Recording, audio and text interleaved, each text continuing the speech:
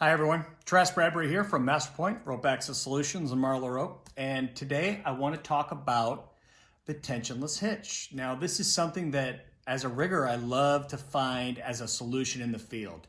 If I find a nice round post, especially something that's got a really thick coating on it that's frictiony, then I love to utilize this because what a tensionless hitch does is it enables you to gain 100% of the rope's MBS, or minimum breaking strength.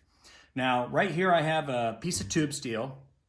It's about 4 inches in diameter. And I've got 3 setups, all of which are wrapped the same amount of times around this diameter of this post, okay? So we have 4 wraps, the 4th being the one that turns into the load. So up at the top, we have 4 wraps and the load is going in that direction. And under load, you can see that this is still significantly loose, as in it's not seeing any load. So friction is our friend, okay?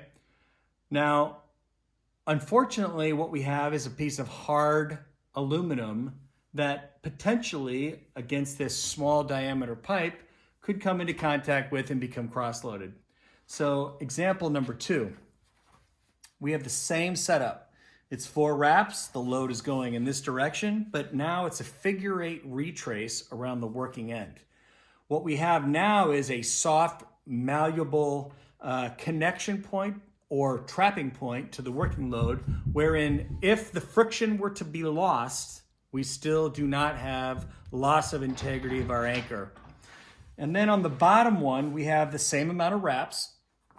It's 4 wraps.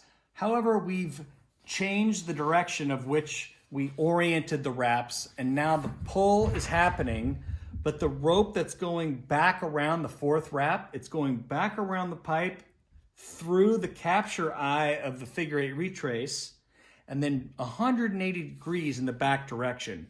Now, which of these 3 do you think is best in this scenario? If you said this one, then I would agree with you. Now this one, we have a soft point, okay? We have heat and friction, soft on soft, not good, especially if there's gonna be any movement of the load.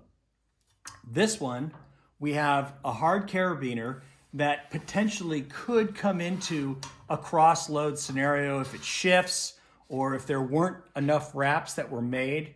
So let's just say you're not very familiar with tensionless wraps and you're on a scene and your supervisor says, go rig me some tensionless wraps, you know what a tensionless wrap is. It means that you wrap something and the rope is 100% strong.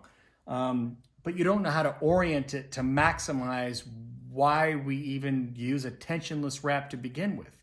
That is crucial.